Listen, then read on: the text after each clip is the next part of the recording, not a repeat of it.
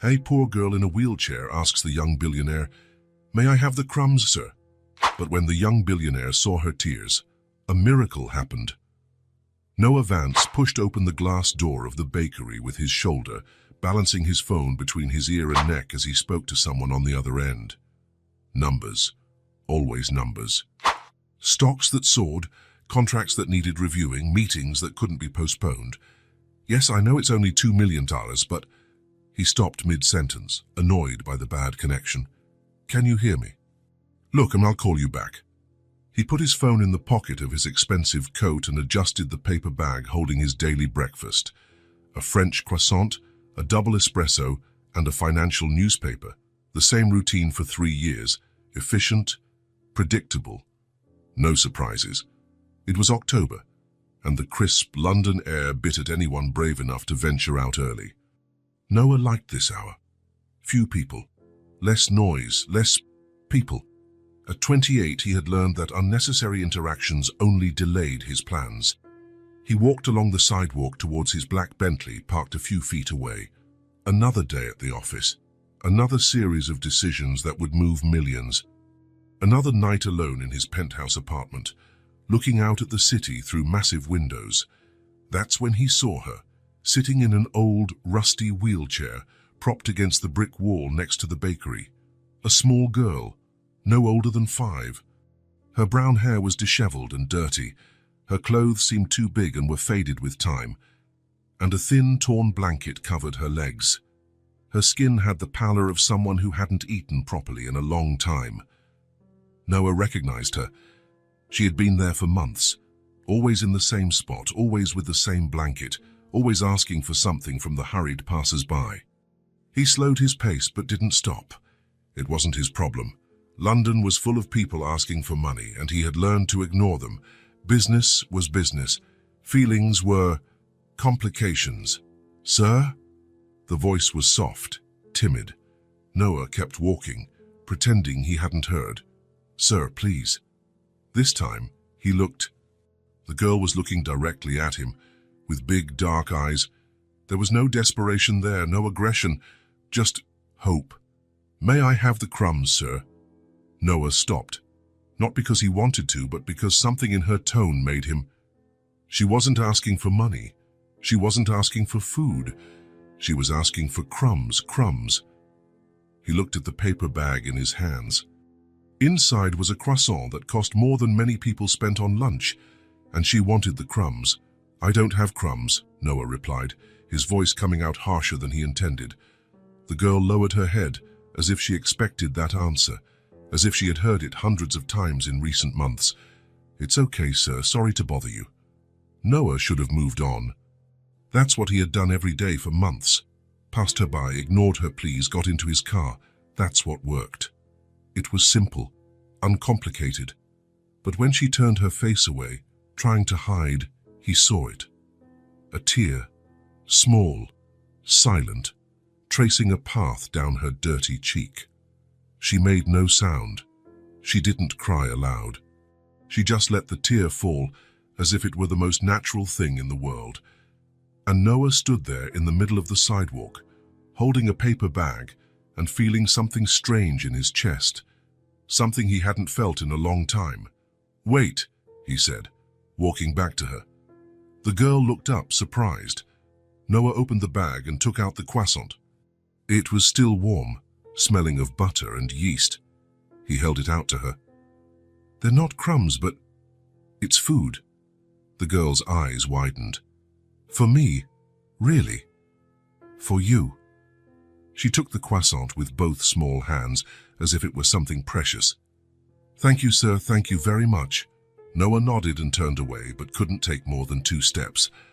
"Say, sir." He turned around. Are you leaving now?" The question was simple, but something in the way she asked it made Noah stop again.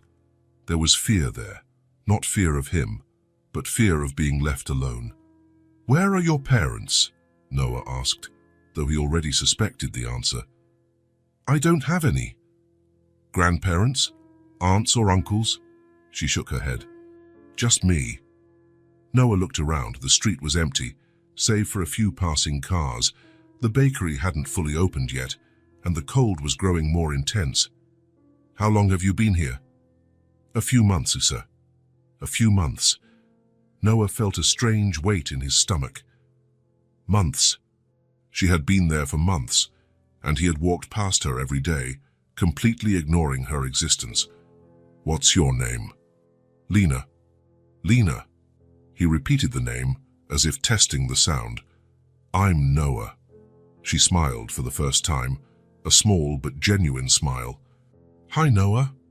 And it was at that moment that Noah Vance, the billionaire who made million-dollar decisions without blinking, who had spent months ignoring this girl, who never let himself be swayed by emotions, did something completely irrational. He opened the paper bag again and took out the rest of the food he had bought. The coffee was still warm. There was another croissant he'd bought without thinking. "Here," he said, holding it all out to her. "It's all I have here. Do you want to come with me?" The words came out before he could think, before he could analyze the risks, the complications, the consequences. Lena blinked, confused. "Where?" "To my home. You can take a hot bath, eat a proper meal. You don't know me. You don't know me either." She was quiet for a moment, biting her lower lip. Then, slowly, she nodded. "Can I bring my chair?" Noah looked at the old wheelchair. One of the wheels was crooked and the seat was worn, but it was hers, it was all she had. So, of course, he helped push the chair to his car. The chauffeur, who was waiting in the front seat, looked in the rearview mirror with a confused expression, but said nothing. Noah had learned to hire people who didn't ask questions. During the drive to the apartment, Lena remained quiet, looking out the window. She was still holding the croissant, but hadn't eaten it. Noah realized she was saving it for later, as if she didn't know when her next meal would be. "You can eat it," he said. "There's more food at home." She looked at him, doubtful. "Really? Really?" Lena took a small, cautious bite, then another. Soon she was eating with gusto, licking her fingers so as not to waste a single crumb. Crumbs. The word returned to Noah's mind. She had asked for crumbs, and he was taking her to an apartment that cost more than most people earned in a lifetime.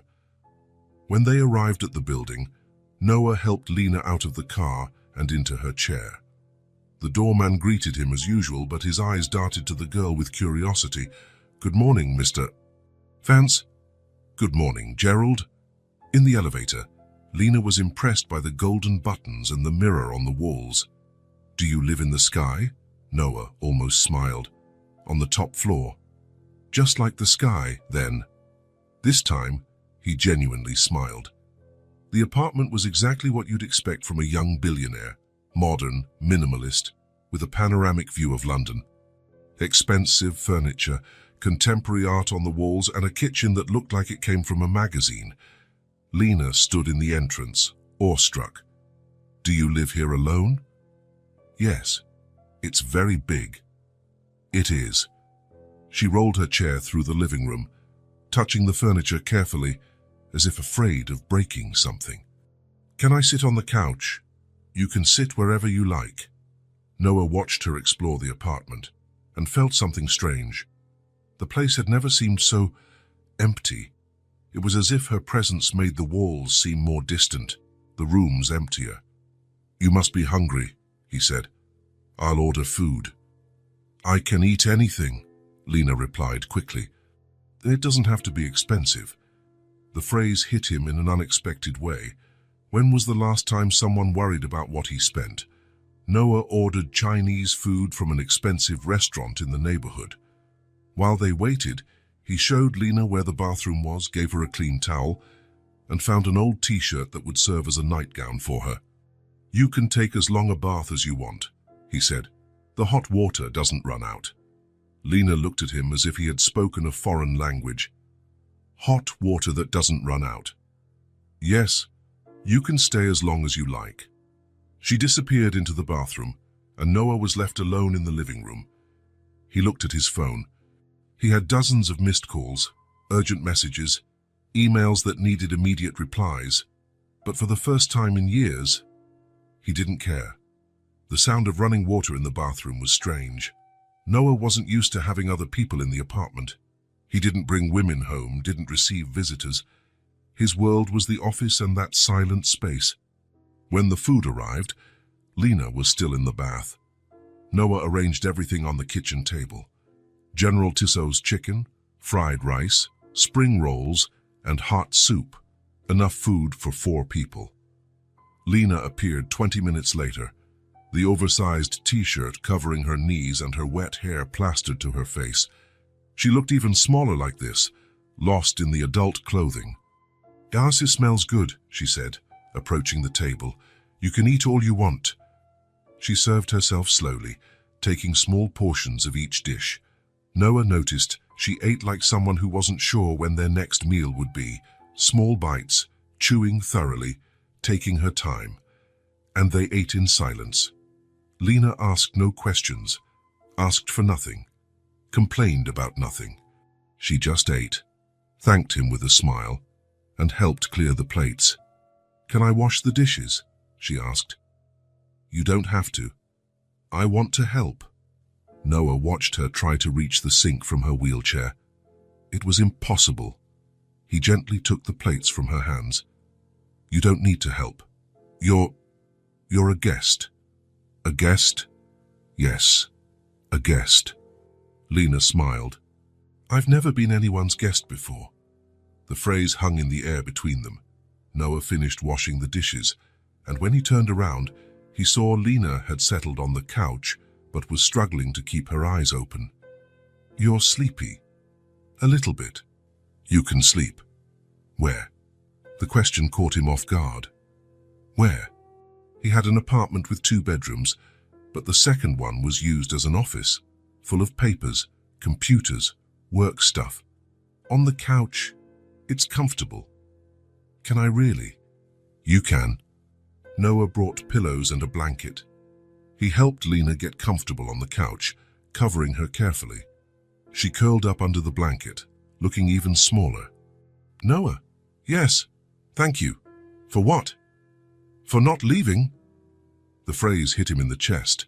Noah stood there by the couch, looking at this girl who had appeared out of nowhere and turned his day upside down. "Sleep well, Lena." "You too." Noah turned off the lights and went to his bedroom, but he couldn't sleep. He lay in bed, staring at the ceiling, listening to the sounds from the living room. Lena moved occasionally, mumbled something in her sleep. And for the first time in a long time, Noah Vance didn't feel alone. But there was something else, something that bothered him. It wasn't Lena's presence, it was what she awakened in him. A strange sensation in his chest, as if something that had been dormant for years had awakened. He got up and went to the window. Down below, the city continued its routine. Cars passing, people walking, life going on as normal. But here, in this apartment, something had changed. Noah looked towards the living room, where Lena was sleeping. She had asked for crumbs, and he had given her bread. She had asked not to be alone, and he had taken her home. And now he was feeling something he hadn't felt in a long time. Something he had buried along with childhood memories, along with disappointments, along with the decision that it was easier not to care about anyone. For the first time in a long time, Noah Vance was feeling empathy for someone, and that scared him more than any financial loss, more than any failed contract, more than anything he had faced in the business world, because feeling empathy meant caring, and caring meant he had something to lose. Noah woke up earlier than usual, not because of his alarm, but because of a strange noise coming from the living room, a sound he had never heard before in his apartment. Someone stirring. Lena. For a moment, he had completely forgotten. He had forgotten that he wasn't alone anymore, that there was a child sleeping on the living room couch, that his life had completely changed in a matter of hours. He got up and went to the kitchen, trying not to make noise. Through the opening to the living room, he could see Lena still wrapped in the blanket, but awake. She was looking around with wide eyes, as if trying to understand where she was. "Good morning," Noah said, appearing in the doorway. Lena startled, but then smiled. "Good morning, Uncle Noah." Uncle. The word sounded strange, but somehow right. "Did you sleep well?" "Yes, sir. Very well." She sat up on the couch, arranging the blanket around her legs. "Sorry if I woke you up." "You didn't wake me. I always wake up early." Noah went to the kitchen to prepare breakfast. He opened the refrigerator and looked inside, frowning. There was expensive bottled water, white wine, some imported cheeses, olives, and leftover Chinese food from yesterday. Nothing suitable for a child for breakfast. He opened the cabinets. Coffee beans, fancy biscuits, organic honey, expensive fruit jam he'd never tried. All very adult, very inappropriate for a 5-year-old girl. "Oh, are you hungry?" he asked, returning to the living room. "A little bit," Lena replied, but Noah noticed she was being polite. From the way she looked towards the kitchen, it was obvious she was very hungry. I'll see what's here." Noah went back to the kitchen, continuing to rummage through the cabinets as if they would solve his problem. What on earth did a child eat for breakfast? He had no idea. His own routine consisted of black coffee and something he bought at the bakery. That's when he saw it. At the back of the cabinet, almost hidden behind a can of olive oil, was a box of powdered milk. He had no idea where it came from. Probably someone from the cleaning staff had left it there. Milk. Suddenly, a memory surfaced out of nowhere. Himself, very small, sitting in the kitchen of the house where he grew up. His mother, still young, warming milk in a small saucepan. She hummed softly as she stirred the milk, and when it was ready, she served it in a mug with a piece of bread. "To warm your heart," she always said. "Warm milk warms the heart." Noah shook his head, trying to push the memory away. He hadn't thought about it in years, but he looked at Lena, who was quietly waiting patiently on the couch, and something inside him stirred. He took the box of powdered milk and a small saucepan. "Lena, do you like warm milk?" "I like milk," she replied. "But I haven't had it in a long time." Noah poured water into the saucepan and put it on the stove. While he waited for it to heat up, he found bread in the refrigerator. Plain bread, not the expensive croissants he usually bought. Simple bread, which had probably been there for days, but it would do. He mixed the powdered milk into the hot water, stirring slowly. The smell rose to him, and suddenly he wasn't in the penthouse kitchen anymore. He was in the small kitchen of his childhood home, watching his mother do the exact same thing. "It smells good," Lena said, appearing at the kitchen doorway. She had managed to get off the couch and roll her wheelchair over. "Almost ready." Noah poured the milk into a large mug and cut 2 pieces of bread for Lena.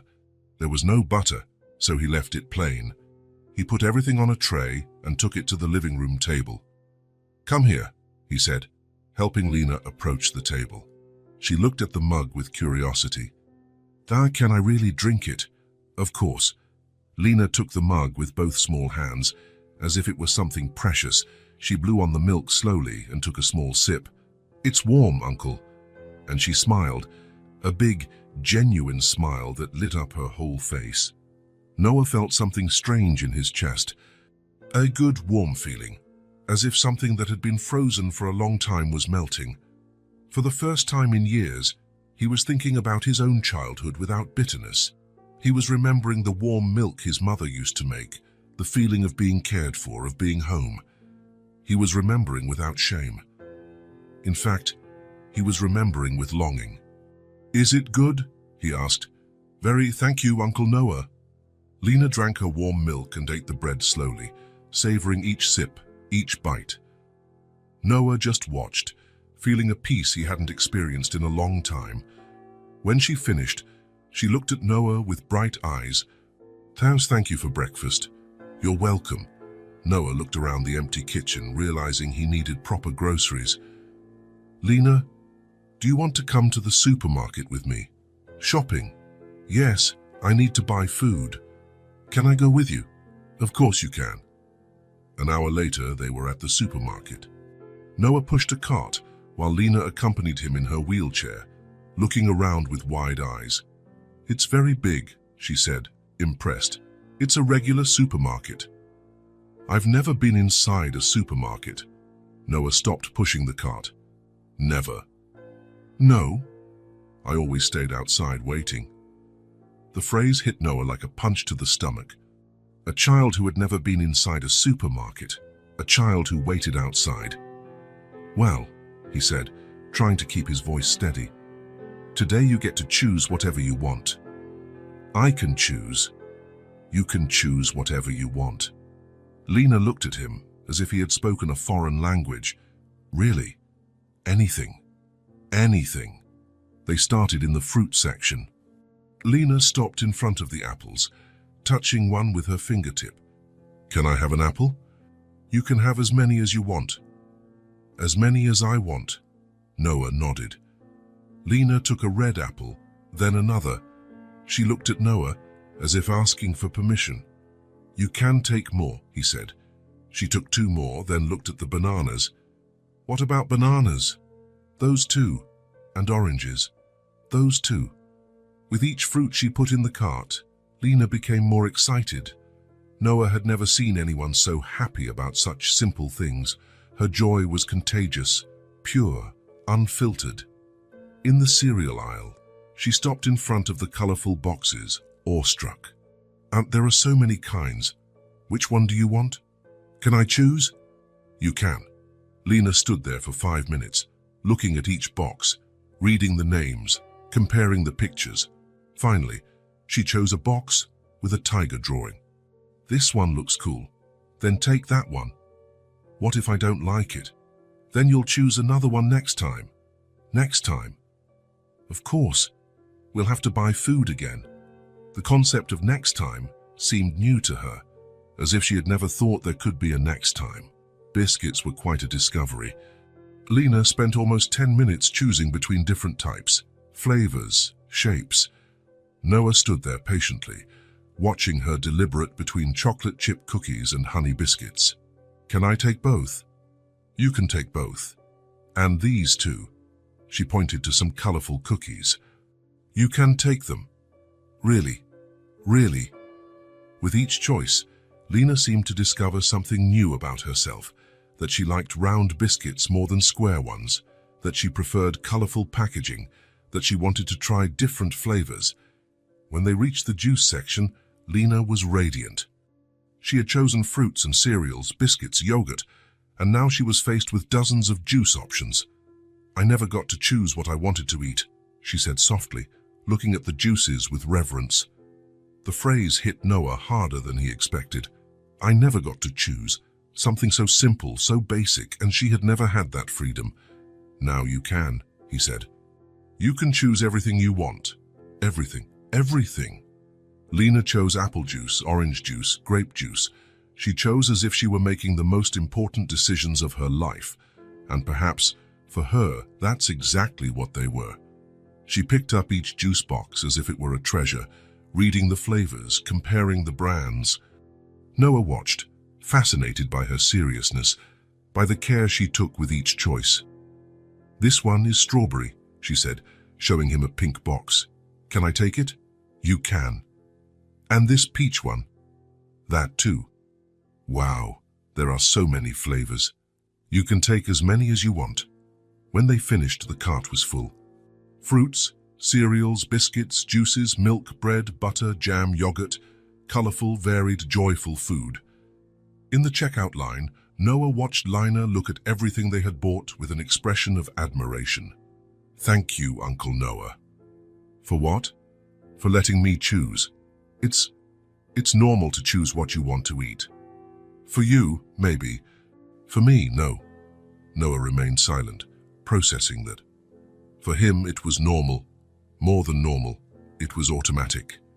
He walked into a place, bought what he wanted, left. He had never thought of it as a privilege, but for Lena, being able to choose was extraordinary. It was dignity, it was respect. It was the difference between being treated as a burden and being treated as a person.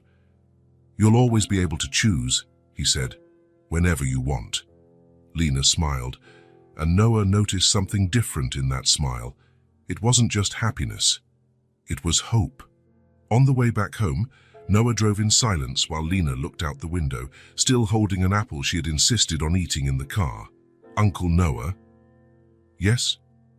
"Why are you being so nice to me?" The question caught him off guard. Why indeed? He didn't have a clear answer. There was no logical reason, no rational explanation. "I don't know," he answered honestly. "So maybe because everyone deserves to choose, even children like me, especially children like you." Lena nodded, as if that made perfect sense. For her, it probably did. When they got home, Noah helped put away the groceries. Lena insisted on helping, organizing the biscuits in the cupboard, putting the fruits in a bowl, arranging the juices in the refrigerator. "Now it looks like a family home," she said, looking at the kitchen. Family home. Noah looked around and realized she was right. There was color on the shelves, variety in the refrigerator, options. It no longer looked like the apartment of a single man who ate only out of necessity. It looked like a place where a child could grow up. "Uncle Noah?" "Yes? Can I have warm milk again tomorrow?" "You can have warm milk every day if you want." "Every day?" "Every day." Lena smiled. That smile that was becoming familiar, that was becoming one of Noah's favorite things. "Thank you for teaching me that choosing is normal." "Choosing is normal," he repeated. "So you don't have to thank me for that." But as he said it, Noah realized that something had changed in him too. For the first time in years, he wasn't thinking about work, about business, about numbers.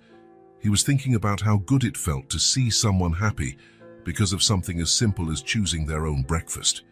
He was discovering that giving choices to someone who had never had choices was one of the most gratifying things he had ever done.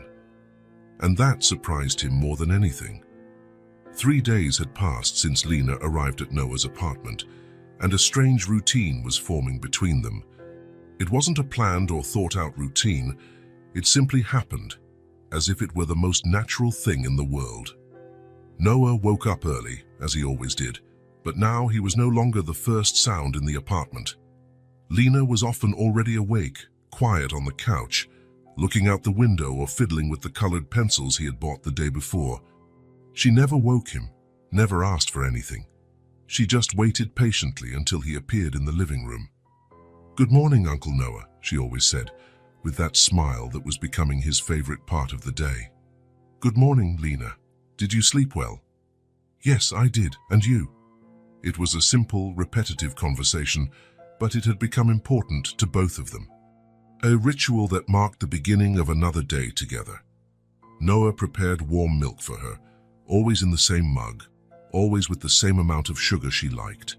Lena drank it holding the mug with both hands, always saying, "It's warm, Uncle," with the same genuine smile.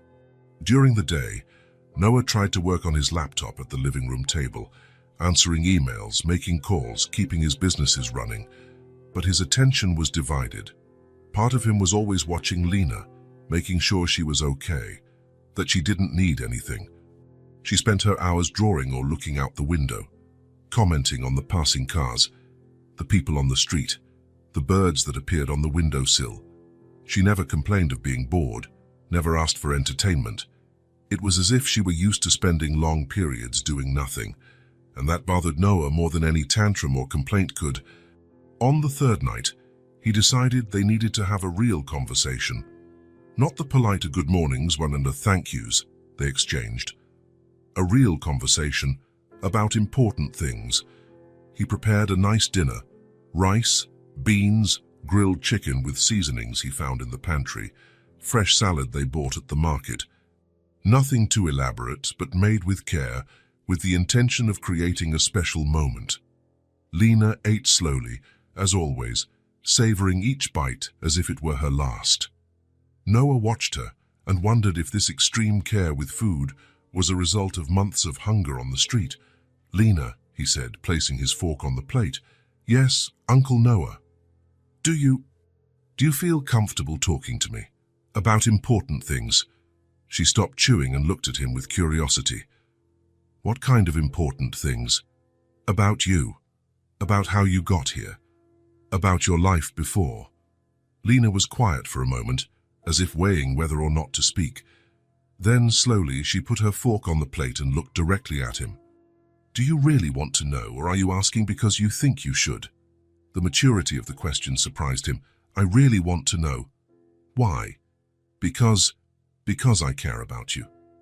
And I think understanding your story will help me take better care of you. Lena nodded as if the answer made sense to her. My mum died a few months ago.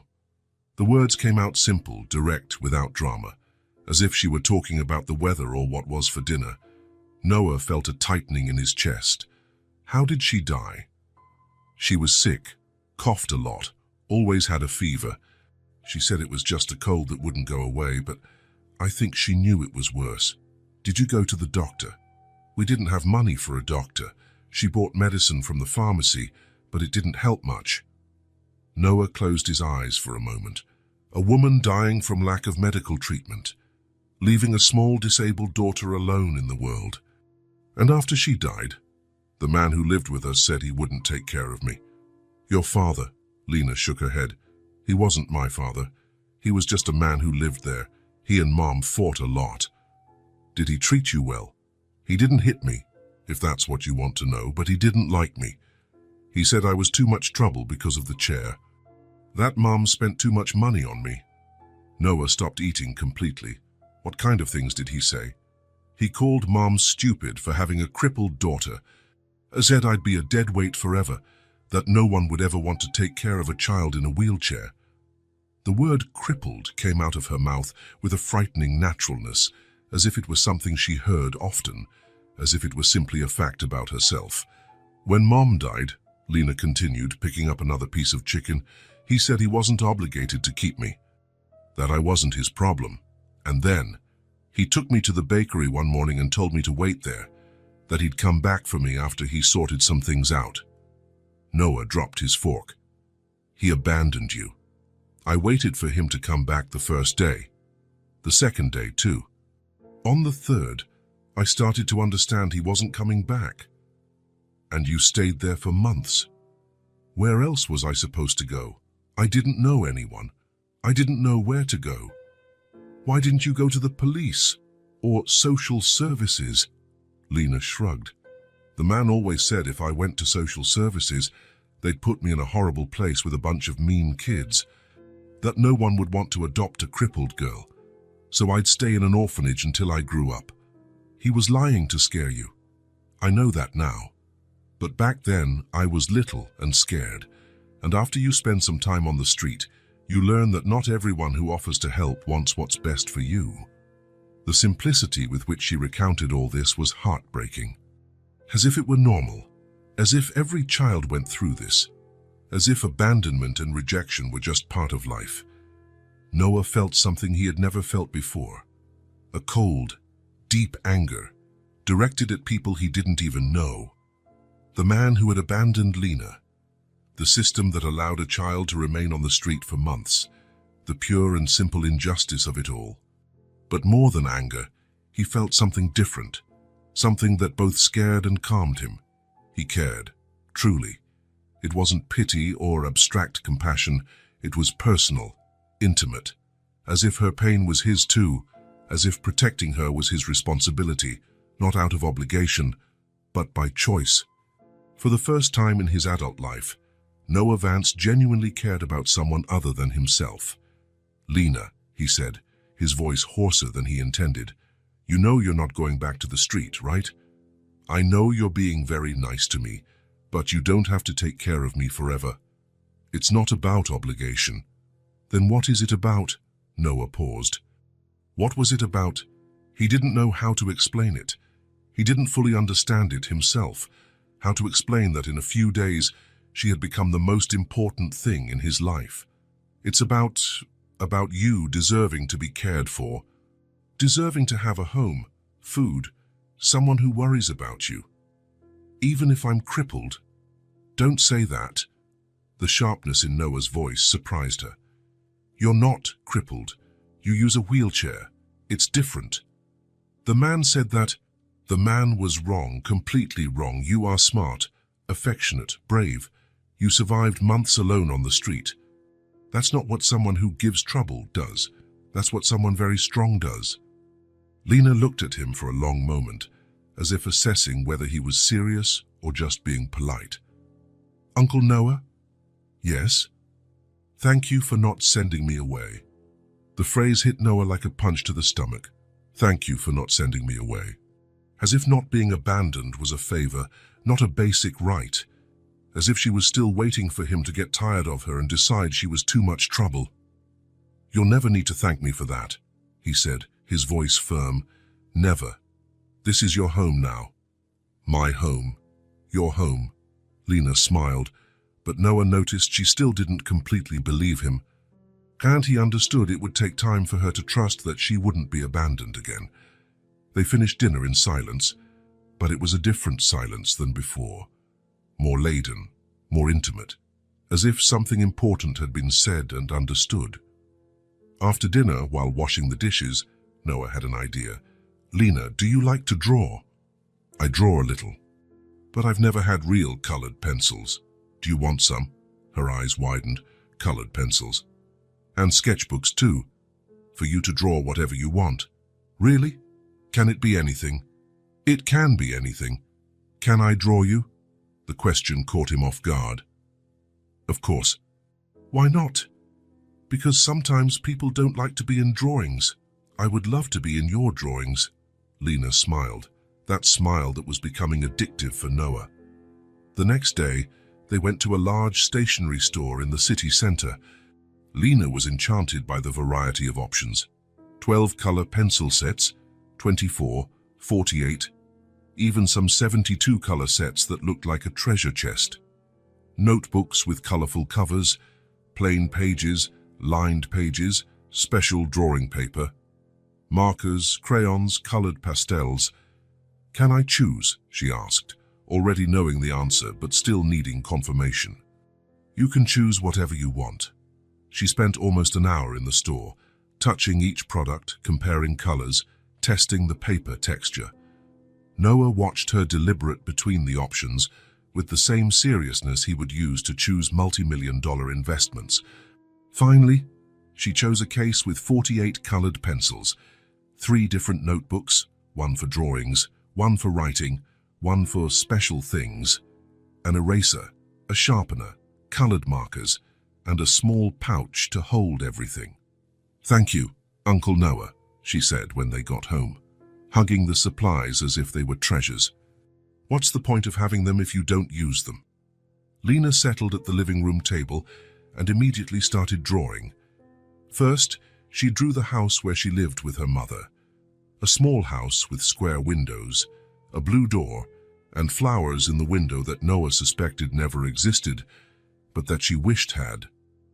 Then, she drew the bakery where she used to ask for food. The drawing was detailed for a 5-year-old.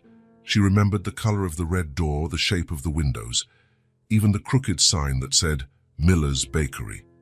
This is where I used to stay, she explained, showing the drawing to Noah. And this is you.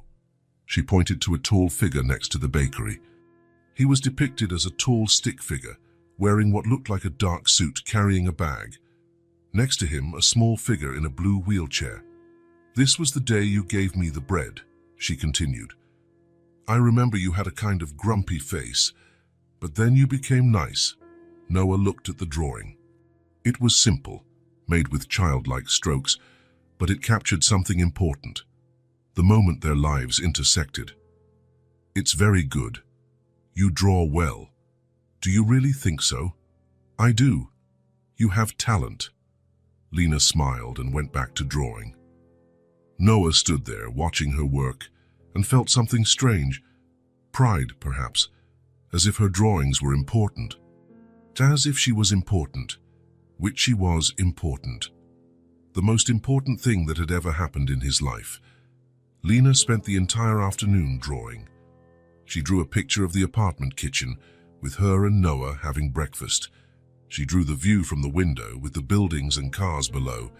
She even drew a colorful version of the supermarket they went to buy food. I'm going to draw us doing something together, she announced, picking up a new sheet. What kind of thing? I don't know yet. How about we cook something real? Noah laughed. Cook what? Pancakes. I've always wanted to eat pancakes. Pancakes? Yes, they look yummy. Noah had never made pancakes in his life, but how could he say no to that smile? Okay, let's try to make pancakes. They went to the kitchen, and Noah looked up a recipe on his phone. It seemed simple enough. Flour, eggs, milk, sugar, baking powder. What could go wrong? Everything, apparently. Are you sure you're supposed to put that much flour? Lena asked, watching Noah pour what seemed like half the bag into a bowl. The recipe says 2 cups. That looks like more than 2 cups. It must be right. Noah cracked the eggs and added the milk. But when he started to stir, the batter got a strange consistency. Too thick, full of lumps, nothing like the pancakes he had seen in movies. Wasn't it supposed to be smoother? Lena asked. So maybe it needs more milk. He added more milk, stirred more forcefully. The batter improved a little, but it was still far from ideal. A little of the mixture splattered out of the bowl, hitting his white shirt. Lena giggled. You're getting all messy, Uncle Noah. It's the flour. It's harder than it looks. It looks like you're fighting the pancake. Noah looked at her with that mischievous smile, and on an impulse dipped his finger in the batter and wiped it on Lena's nose. Now you're messy too. Lena shrieked in surprise and then started laughing. So you got me dirty. You laughed at me first, but you're the one making the mess. She grabbed a handful of leftover flour from the counter and threw it towards Noah. The flour flew everywhere, covering the floor, the counter, and both of them. Lena! Noah pretended to be angry, but he was laughing. It was an accident. She was laughing so hard she could barely speak. An accident, huh? Noah grabbed a little more flour and threw it back. Soon they were both in a flour war in the middle of the kitchen, laughing like crazy. The kitchen turned into a complete mess. Flour everywhere, batter dripping from the counter, utensils scattered on the floor. It looked like a flour bomb had exploded there, but Noah didn't care. On the contrary, for the first time in years, perhaps decades, he was truly laughing. Not a polite business meeting smile or a social laugh at some fancy event. It was a genuine, spontaneous laugh that came from deep in his chest and rose to his eyes. Uncle Noah, Lena said, trying to stop laughing and wiping flour from her face. I don't think we're going to eat pancakes today. Noah looked around the ruined kitchen, looked at Lena covered in flour from head to toe, looked at himself in the same state, and started laughing again. I think you're right. The batter turned into glue, she said, stirring what was left in the bowl with her finger. Totally. Can we try again tomorrow? We can. But maybe it's better to watch a video first. What about today? Today, we can order pizza again. Pizza with flour for dessert. Noah laughed even harder.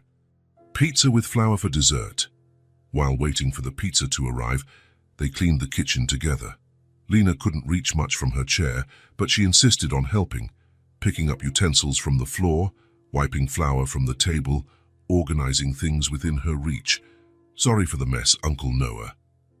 I started it by throwing flour at you, he said. And it was fun. It was. You're not mad. Why, because of the mess? Yes. You have such a beautiful and organized home.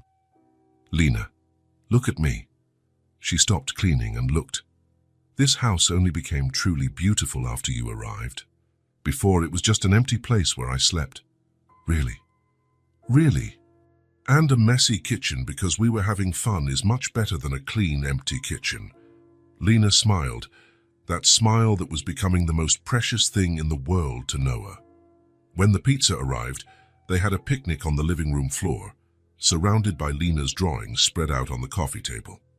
Uncle Noah, yes? Had you forgotten how to laugh? The question surprised him with its depth. I think so. Why?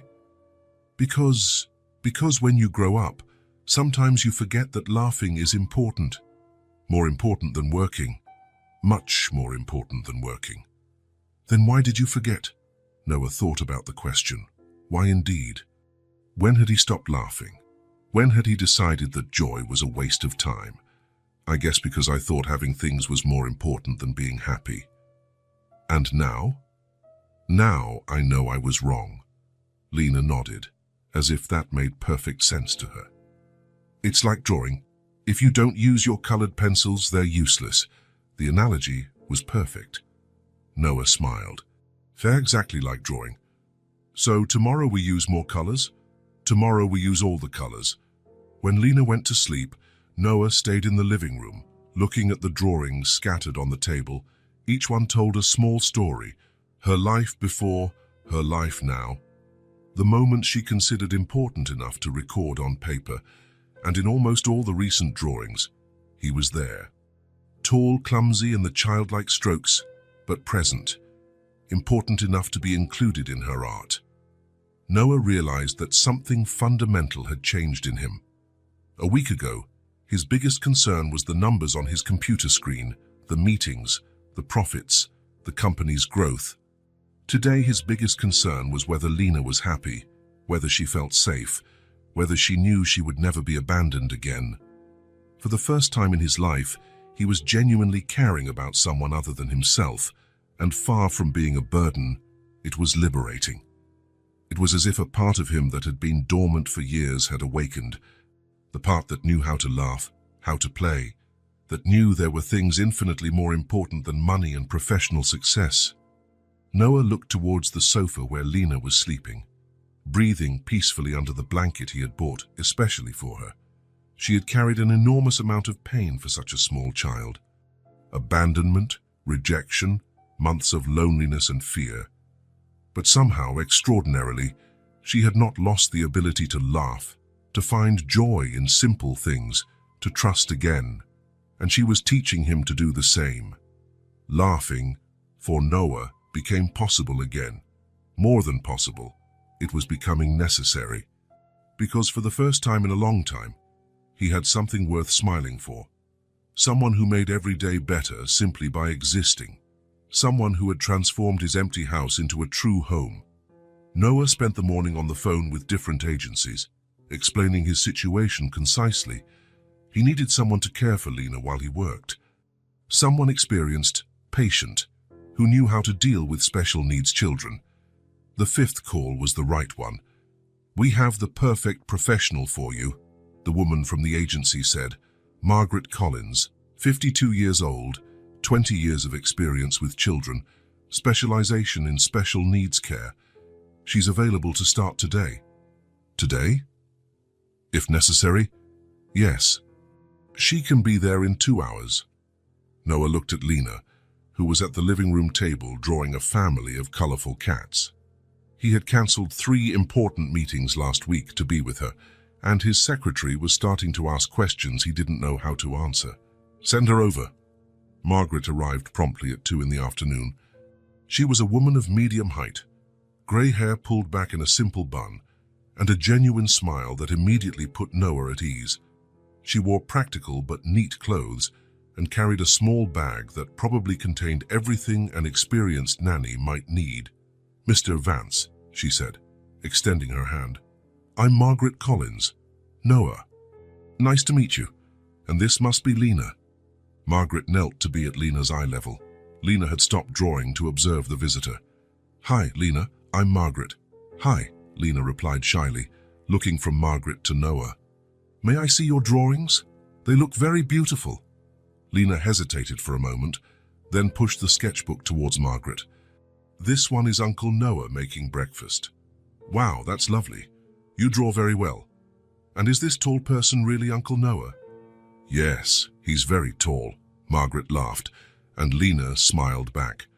Noah noticed the tension in the girl's shoulders easing. "Can I speak with you for a minute, Mr. Noah?" Margaret asked. They moved away to the kitchen, leaving Lena with her drawings. "The agency told me the basic situation," Margaret said quietly. 5-year-old child in a wheelchair. You recently took her in." "That's right. May I ask how long she's been with you?" 1 week, Margaret nodded. "She seems well adjusted. Do you have an established routine?" "More or less. She wakes up, We have breakfast together. She draws or plays while I work. We have lunch. She rests. We have dinner. And at night, we talk. Sometimes we watch something on TV. She sleeps on the couch. On the couch? Noah realized how that sounded. It's temporary. I'm still getting things organized. Margaret observed him for a moment, as if evaluating something. Noah, may I be direct with you? Of course.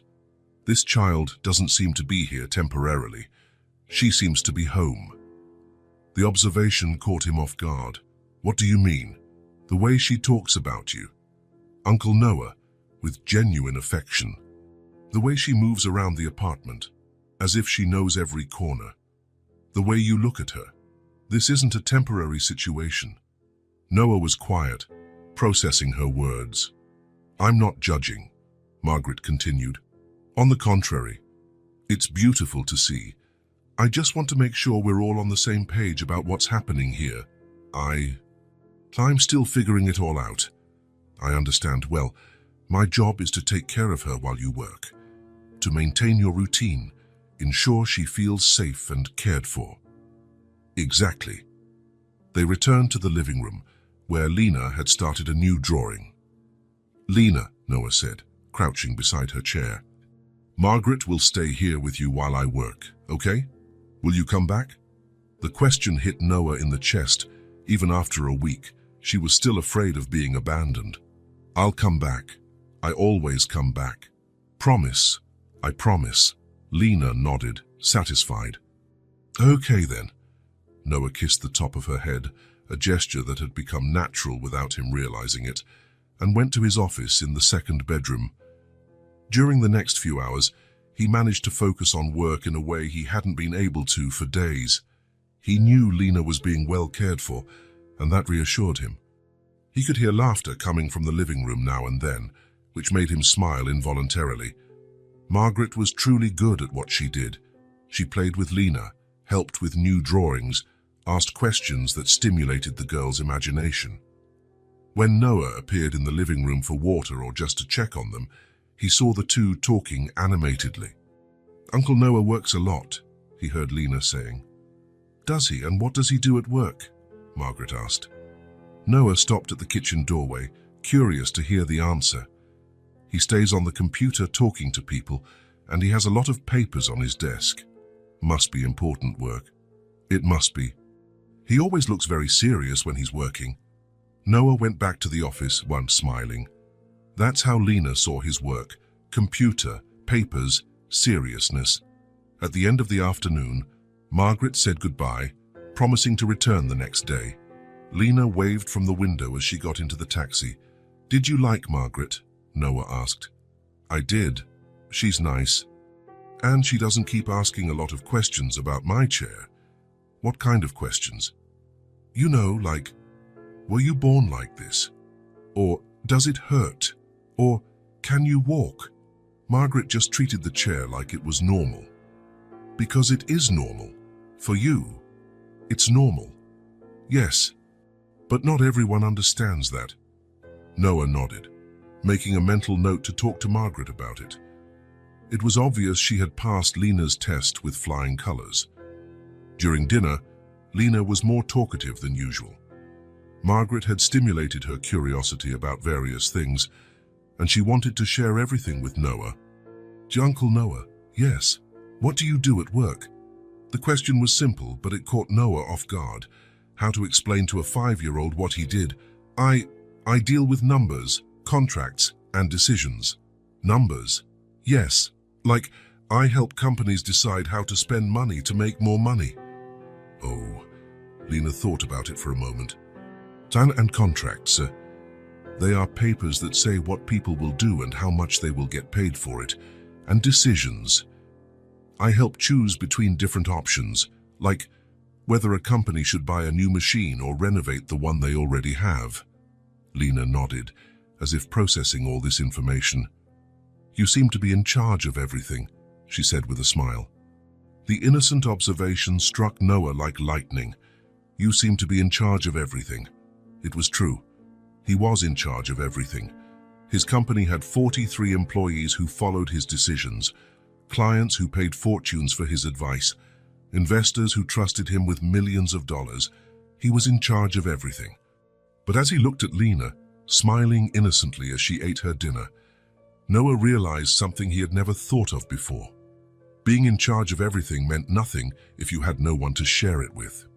"Yes," he said slowly, "I kind of am in charge of everything." "That must be cool. Sometimes. Only sometimes." Noah stopped eating. How to explain to a child that power without purpose was empty, that being in charge of everything professionally didn't compensate for not having anyone waiting for you at home? "Lena, can I ask you something?" "Of course. What do you think is more important? Being in charge of everything or having people who care about you?" Lena thought seriously about the question, chewing slowly. "Having people who care," she finally said. "Because if you're in charge of everything but you're alone, it's not fun." The simplicity of the answer left him speechless. Her 5-year-old had summarized in one sentence what it took him years to understand. "You're very smart. Margaret said children sometimes see things adults don't. Margaret is right." After dinner, while Lena drew and he washed the dishes, Noah thought about their conversation. For the first time, he was questioning the real value of what he had built. His company was worth millions. His apartment cost a fortune. His car was imported. His bank account had more zeros than most people could imagine. But a week ago, he was alone every night, eating takeout in front of his computer, working until he fell asleep from exhaustion. Now he had someone waiting for him to finish work, someone who smiled when he walked into the room, someone who had transformed his house into a home simply by being there. "Uncle Noah." "Yes? Do you like your job?" Another simple question that had no simple answer. I'm good at my job." "But do you like it?" Noah stopped washing the dishes. Did he like it? When was the last time he thought about work in terms of liking or not liking it? "I guess I like being good at something." "But do you like doing the thing? Do you like doing it?" The distinction was subtle but important. Being good versus enjoying doing it. "I don't know," he replied honestly. "It's been a long time since I thought about it." "Maybe you should think about it." "Why?" "Because if you don't like doing it, it can't be much fun being in charge of everything." Noah smiled. Margaret was right. Children sometimes saw things adults didn't. "You're right, I am." "You are." "Maybe I should think about what I really like to do." "And what do you like?" Noah looked at Lena, focused on her new drawing. What did he like? Lately, he liked preparing warm milk for her in the morning. He liked seeing her discover new things at the supermarket. He liked their simple conversations during dinner. He liked feeling needed in a way that had nothing to do with money or power. "I like taking care of you," he said. Lena looked up from her drawing and smiled. "I like it when you take care of me too." "Then maybe I should do more of that." "More how?" "I don't know yet, but maybe less of being in charge of everything and more of being a family." "We're already a family." The simple statement moved him more than he expected. It's true, we already are. That night, after Lena fell asleep, Noah stayed awake thinking. Margaret had planted a seed of reflection that Lena had watered with her innocent questions. He was in charge of everything, but his life had been empty until a week ago. Now, he had someone who made him want to come home. Someone who transformed simple tasks into special moments. Someone who made him question what really mattered. Maybe it was time to rethink his priorities. Maybe being in charge of everything wasn't as important as he always thought. Noah woke up on Saturday with a plan. He had spent the week observing Lena sleeping on the couch, using his clothes as pajamas, keeping her few belongings in a shoebox next to the coffee table. Temporary had become permanent without any official conversation, and it was time to make things right. Margaret arrived early, as arranged the day before. "Going out?" she asked, seeing Noah with his car keys in hand. "I'm going to sort out some things for Lena. Can you stay with her until I get back?" "Of course. We'll draw and maybe make those pancakes you couldn't make last week. Noah smiled. She'll love that. He kissed the top of Lena's head, who was concentrating on a new drawing, and left without explaining where he was going. He wanted it to be a surprise. The first stop was a children's furniture store. Noah had never been in a place like this and was impressed by the variety of options: beds shaped like castles, colorful desks, themed bookshelves. "Can I help you?" asked a friendly saleswoman. "I need to furnish a room for a 5-year-old girl." "How lovely! Is she your daughter?" The question caught him off guard. She lives with me." "And does she have a preferred color? A favorite character?" Noah realized he didn't know. He knew the important things about Lena: that she liked warm milk, that she drew when she was happy, that she was afraid of being abandoned. But he didn't know her favorite color. "She likes cheerful colors," he said, remembering the lively drawings she made. "Then maybe something like this." The saleswoman led him to a pink and purple set with yellow accents. The bed had a canopy, the desk was small and perfect for drawing, and the bookshelf had space for books and toys. "It's perfect, and for delivery today if possible." "Today? It's important." The saleswoman looked at him with curiosity, but arranged the delivery for the afternoon. The second stop was a bookstore. Noah bought storybooks, coloring books, books with large pictures and simple texts. Then he went to a toy store and chose puzzles, dolls, modeling clay, more colored pencils. The last stop was the most important. The medical equipment store was in a mall on the other side of town. Noah had researched online during the week, comparing models and reading reviews, studying technical specifications as if it were an investment, which, in a way, it was. "I'm looking for a wheelchair for a child," he told the salesman. "What age?" 5 years old. "Manual or electric?" "Manual. She's active, likes to move around on her own." The salesman led him to a section with several options: heavy chairs, light chairs, sports chairs, basic chairs. "This one is our bestseller for children," the salesman said, pointing to a light blue chair. "Light, durable, easy to maneuver." Noah tested the weight, spun the wheels, checked the brakes. It was infinitely superior to the old, rusty chair Lena used. "And this one?"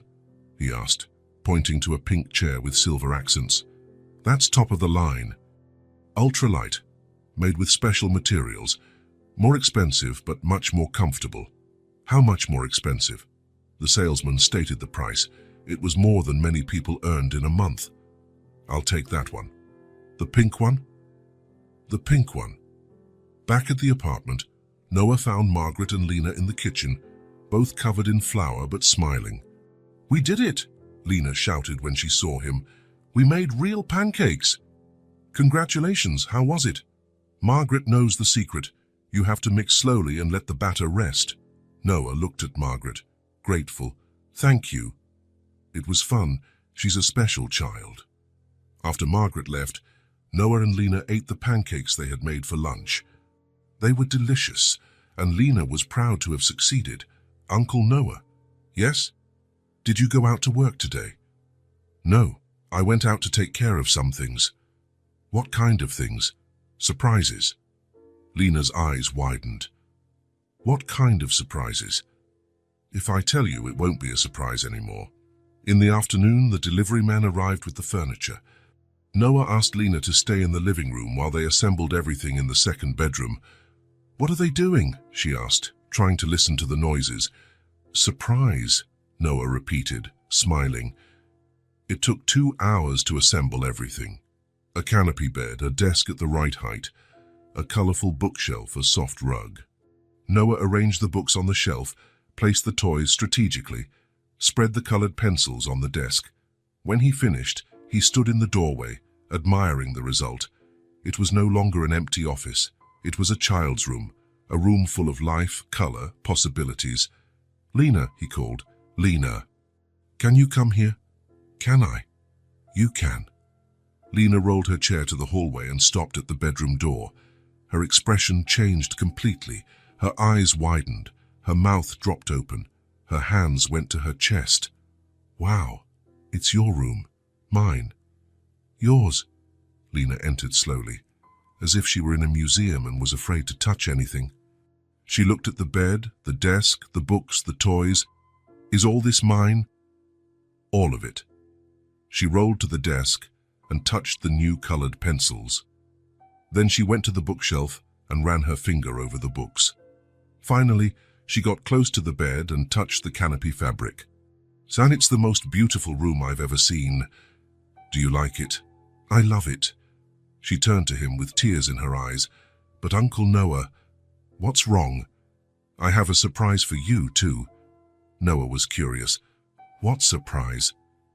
"Wait here." Lena left the room and returned a few minutes later carrying a folded paper. "I made this for you today while you were out." Noah unfolded the paper. It was a drawing of the two of them, him and Lena, holding hands in front of a house. Below, in careful letters, was written, "My family. Lena, do you like it?" "It's the most beautiful thing I've ever received." Lena smiled, wiping tears from her face. "Uncle Noah." "Yes." "Is there another surprise?" "There is." Noah left the room and returned, pushing the new wheelchair, pink with silver accents, shiny, perfect. Lena was speechless. "Is it for me?" "It's for you. But I already have a chair. Now you have two, one to use, one for backup." Lena looked from the old chair to the new one, then to Noah. "Can I try it?" "Of course." Noah helped her transfer to the new chair. It was much more comfortable, lighter, easier to maneuver. Lena tested the wheels, spun in circles, went to the hallway, and came back. "It's like flying." "Do you like it?" Lena stopped in front of him, and Noah saw that she was crying again. "Lena, what's wrong? Don't you like it?" "Is it just mine?" she asked, her voice thick with emotion. "Of course it's just yours. No one will borrow it. No one will say it's too expensive for me." The question broke Noah's heart. "Never. It's yours forever. Even if I do something wrong. Even if you do something wrong. Even if I'm trouble. Lena, look at me." She looked up. "You are never trouble. You are the best thing that ever happened in my life. Everything that is good for you now matters to me. Understand?" Lena nodded, still crying. "Uncle Noah." "Yes. Thank you for giving me a real home. Thank you for making this house a real home." They stood there hugging in the middle of the colorful room, with the new chair beside them and the "My Family" drawing still in Noah's hand. He didn't realize it at that moment, but something fundamental had changed inside him. It was no longer about giving things to Lena or caring for her out of compassion. It was about protecting, nurturing, putting her needs before his own. It was about waking up thinking about her well-being, about wanting to see her happy more than anything in the world. Noah had become a father in feeling, without realizing it, without a specific moment of decision. It had happened gradually, cell by cell, day by day, gesture by gesture. And now, seeing Lena happy in the room he had set up for her, using the chair he had chosen with her comfort in mind, he knew there was no turning back. He was a father, and she was his daughter, in all the ways that mattered. The days following the new room created a different routine. Lena now had her own space, but Noah realized that this changed the dynamic between them in ways he hadn't expected. During the day, while Margaret looked after her and he worked in the office, Lena spent hours in her new room, but not in the way he imagined. Instead of playing with toys or reading books, she made drawing after drawing, and all the drawings were about him. Noah working on the computer, Noah making breakfast, Noah reading the newspaper, Noah driving. It was as if she was documenting every moment they spent together, creating a gallery of memories on paper. "Margaret," he asked one afternoon, "is Lena okay? She seems different." "Different how?" "I don't know. Quieter. She spends a lot of time alone in her room." Margaret smiled with understanding. Noah, she misses you. Misses me. But I'm here. You're in the office. For a child who spent months on the street, alone, having someone important in the house but not being able to see him can be distressing. But she has you. I'm a caregiver. Your family. The word family still had a strange impact on Noah. He was getting used to the idea, but sometimes it hit him by surprise. What do you think I should do? Maybe work less, or include her more in your day? That afternoon, Noah tried a different approach. Instead of staying locked in his office, he took his laptop to the living room table and worked from there. The difference was immediate. Lena appeared from her room with a new drawing, positioned herself at the small desk they had placed near the dining table, and began to draw where she could see him. Every now and then she would look up and ask, "Uncle Noah, what time do you stop working?" "1 more hour." 15 minutes later. "And now, how much longer?" 45 minutes. "Is that a long time?" Noah chuckled. It's not a long time. But he realized that for her it was. Every minute he spent focused on the computer was a minute she didn't have his full attention. On Thursday, Margaret had to leave early.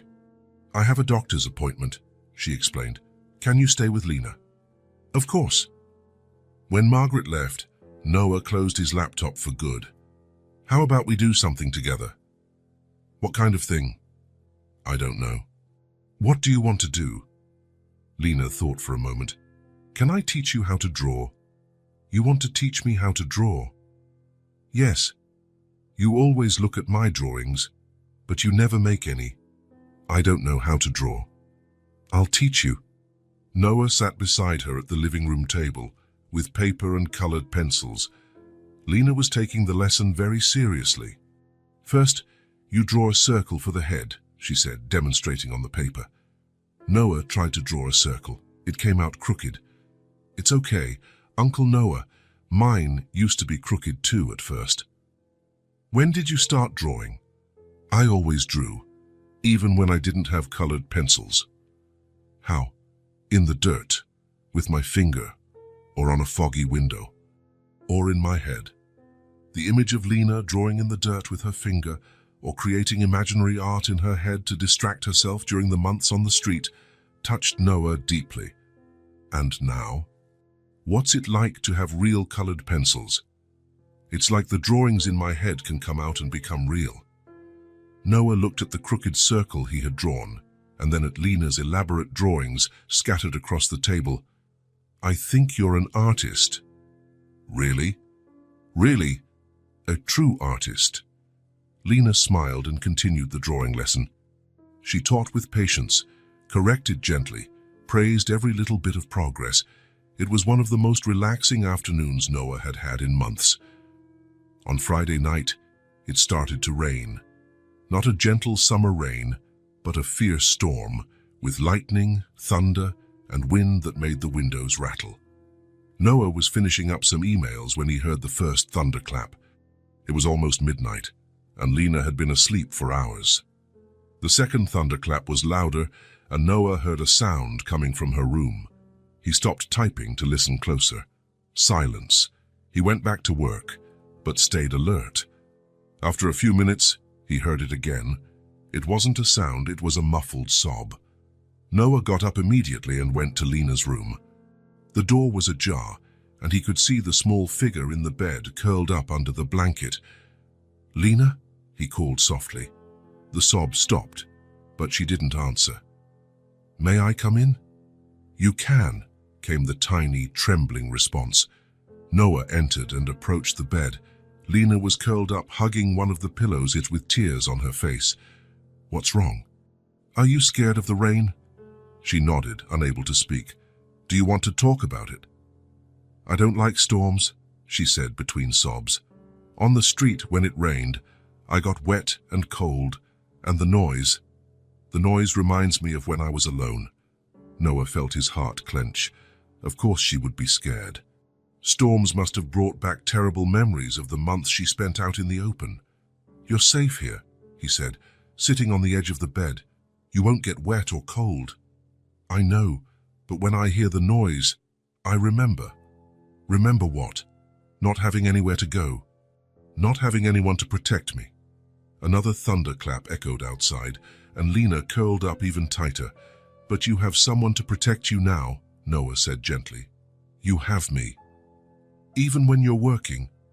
Even when I'm working. Even when I'm sleeping, always. Lena looked at him with big, frightened eyes. Uncle Noah.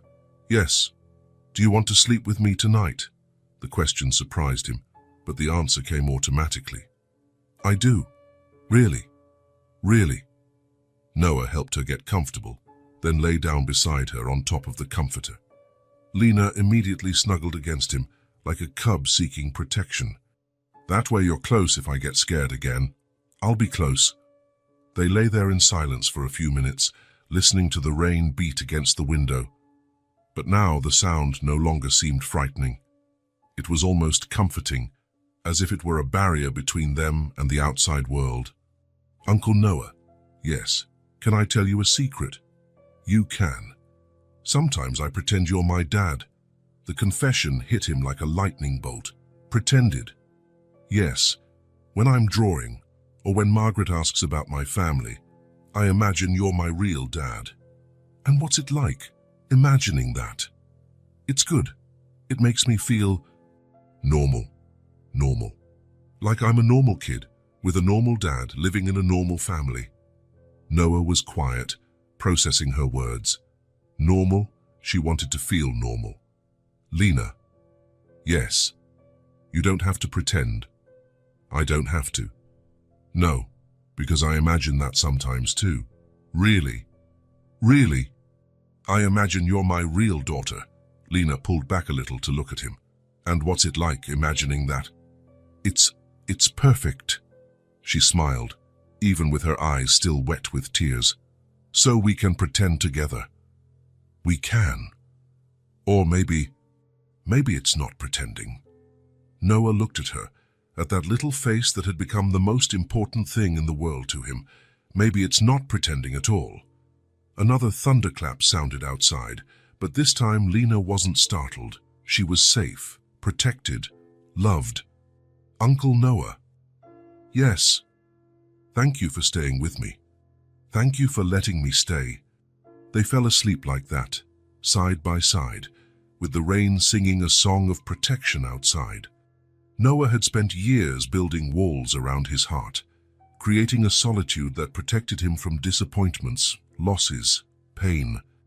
This solitude had been his constant companion, his armor against the world. But now, with Lena sleeping by his side, trusting him completely, Noah realized that the solitude that once protected him no longer fit between them. There was no room for walls when you had someone who depended on you to be present, to be whole, to be available. Solitude had been replaced by something infinitely better, purpose, and Noah found that he didn't miss the protection solitude offered at all, because having someone to protect was much better than protecting himself alone. The call came on a Thursday morning, while Noah was preparing Lena's warm milk. The name that appeared on the screen made him stop stirring the pot.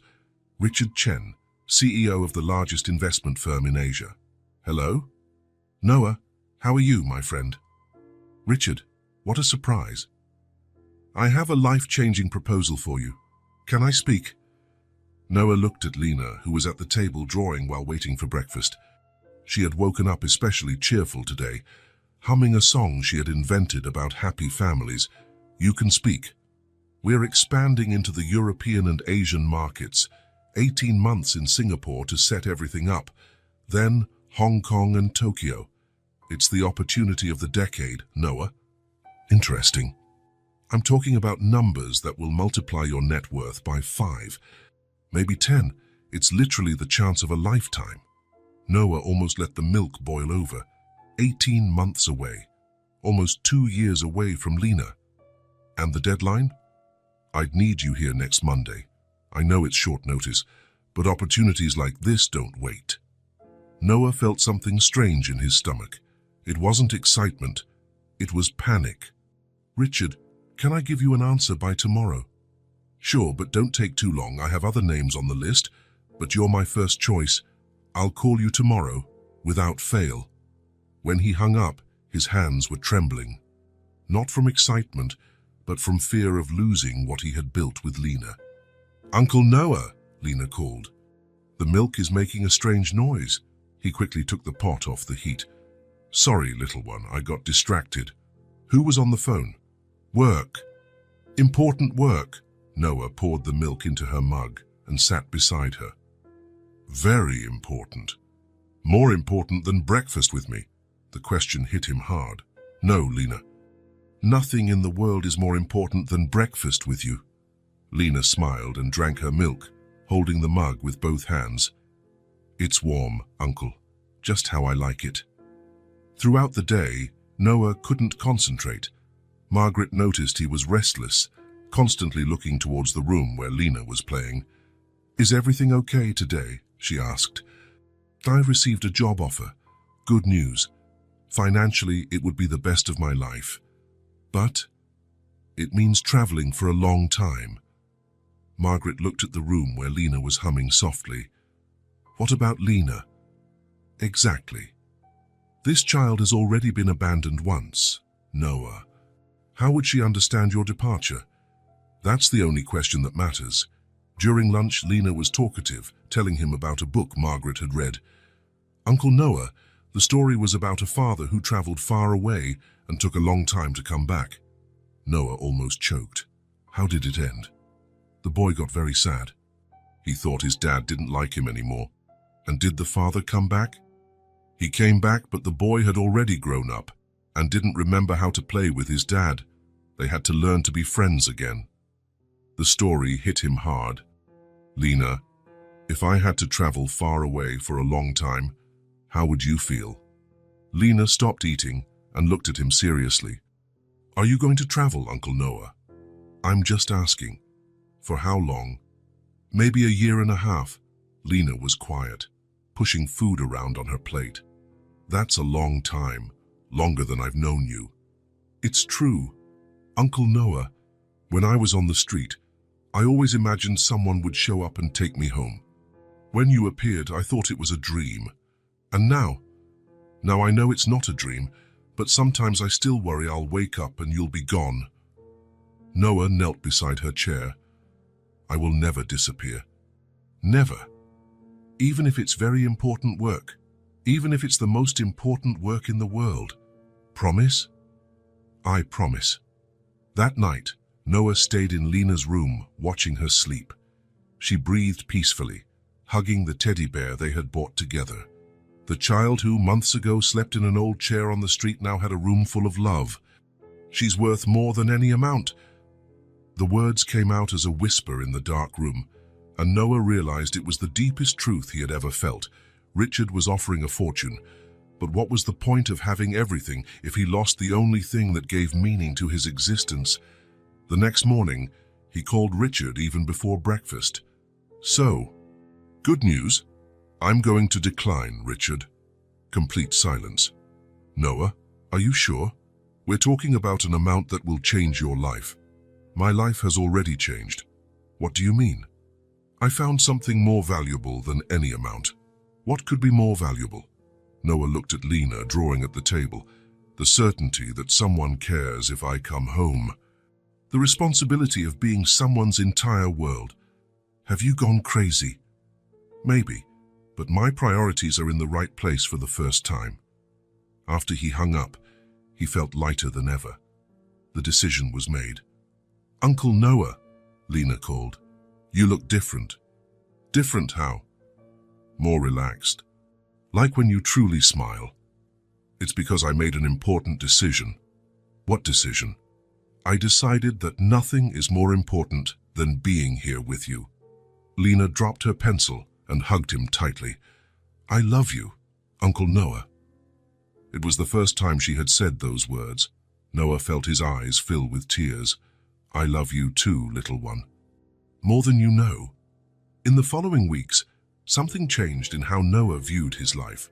Refusing the offer had been a turning point. For the first time, he put relationships above profits, and that opened a door in his mind. "If I can change her life," he thought, watching Lena play, "why not change others?" The idea quickly took shape.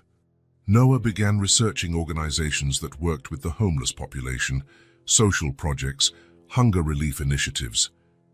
"Uncle Noah," Lena said one afternoon, "you're researching different things." "How do you know?" "Because before, you were serious when you worked. And now sometimes you smile at the screen. I'm researching ways to help people." "What kind?" "People who went through what you went through." Lena stopped drawing. "People on the street." "That's right." "Why?" "Because if everyone who can help actually helps, fewer children will go through what you did." "Can I help?" "How?" "I can make drawings for the children, to make them feel less alone." The offer touched Noah deeply. Lena, who had suffered so much, wanted to use her talent to help other children. "That would be wonderful. They would love your drawings." 3 months later, the project was taking shape. Noah had met with NGOs, bought a building, started renovations, and in parallel, he was dealing with another important project, Lena's official adoption. The papers had been filed months earlier, but the process was long. Interviews, home visits, assessments. Noah went through everything patiently, knowing that each step brought them closer to formalizing what was already real. The call from the social worker came on a Friday. "Mr. Vance, I have wonderful news. The process has been approved. Lena is officially your daughter." Noah had to sit down. After months of waiting, it was finally official. Thank you very much." When he hung up, he stood there processing it. Lena was his daughter, legally, officially, forever. "Uncle Noah." Lena appeared. "Why are you just standing there?" "I just received the best news of my life." "What news?" "The adoption was approved. Now you're truly my daughter." Lena was quiet. Then, a huge smile spread across her face. "Truly, truly. Truly, truly. Forever. Forever." She rolled her chair over and threw herself into his arms. "Now I have a real dad, and I have a real daughter." That night, Noah decided they needed to celebrate. He went to the supermarket and bought ingredients for cake, colorful balloons, chocolate truffles, nothing elaborate, but special. When he arrived, Lena was drawing something she was hiding from him. "What are you making?" "Surprise," she said, covering the paper. Noah prepared everything with special care. He made a simple chocolate cake, slightly lopsided but delicious chocolate truffles, blew up colorful balloons, and put on soft music. The living room turned into a small but loving party. "Lena, can you come?" She appeared and her eyes sparkled. "It's a party. A family party. To celebrate that we're officially father and daughter. Can I show you my surprise?" "You can." Lena unfolded the paper. It was a drawing of the two of them holding hands in front of the apartment. Below, in careful letters, "My family forever." Noah felt his eyes fill with tears. "It's the most beautiful drawing you've ever made. Do you really like it?" "It's perfect." They cut the cake, ate chocolate truffles, toasted with soda. It was simple, but Noah had never felt so happy. "Dad," Lena suddenly said. "Yes." It was the first time she had called him that. "Can I tell you something?" "You can tell me anything. I always dreamed of having a dad, but in my dreams, he was never as nice as you." Noah had to stop eating because his throat was tight. "Lena, can I tell you something too?" "You can. Before you, I only cared about numbers. How much money I had, how much I could earn, how many things I could buy." Lena nodded, paying full attention. "You made me see people. You made me realize that people are infinitely more important than things. You made me want to be better. And now you are." "Now I am because of you." Lena smiled that shy smile Noah loved. "Now we're family." Noah looked at her, at that extraordinary girl who had completely transformed his life, who had taught him about love, purpose, generosity. With misty eyes, he said, "Now it's everything." And it was true. Lena wasn't just part of his life. She was the center around which everything revolved. She had transformed a lonely, profit-obsessed man into a